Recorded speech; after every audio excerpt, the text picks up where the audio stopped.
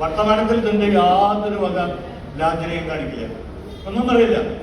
പക്ഷെ നമ്മൾക്ക് അറിയാം, എന്നും അറിയാം, ഏതൊരു കാര്യത്തിലും വളരെ വൈകാരികമായി എന്തെങ്കിലും ഒരു രാഷ്ട്രീയ കാര്യമുണ്ടെങ്കിലോ നേരെ പുറത്തേക്ക് വരിക, ഇരുന്ന് വർത്താനം ഇത് വരിക, സംഭവിക്കുക, തെരുവിലേക്ക് ഇറങ്ങുക, മുദ്രാവാക്യം വിളിക്കുക, എല്ലാ നാടാൾക്കാരാണ്.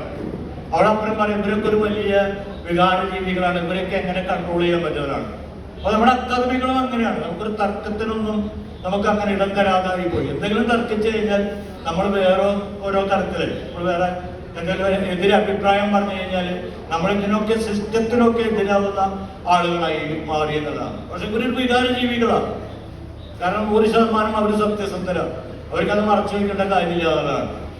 ഈ പറഞ്ഞ പോലെ ഇവിടെ അധ്യക്ഷൻ പറഞ്ഞതുപോലെ സ്വാഗത പ്രസംഗം പറഞ്ഞതുപോലെ ഏറ്റവും വലിയ കാര്യം എന്ന് പറയുന്നത് നമ്മൾക്ക് ഇങ്ങനത്തെ ചെറിയ സ്പേസുകൾ മനുഷ്യർ ഒന്നിച്ചു കൂടി റിഹേഴ്സൽ ചെയ്യാൻ പറ്റാവുന്ന സ്പേസുകളില്ല എന്നുള്ളതാണ്.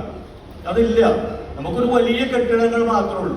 മുന്നിട്ട് തന്നെ നമുക്ക് തരില്ല. മൾട്ടിനാഷണൽ കമ്പനികളുടെ മീറ്റിംഗ് ആയിരിക്കും നമ്മൾ പോയി കഴിഞ്ഞാൽ നമുക്കൊന്നും പറ്റില്ല, വാടകയ്ക്ക് എടുക്കാൻ പോലും പറ്റില്ല.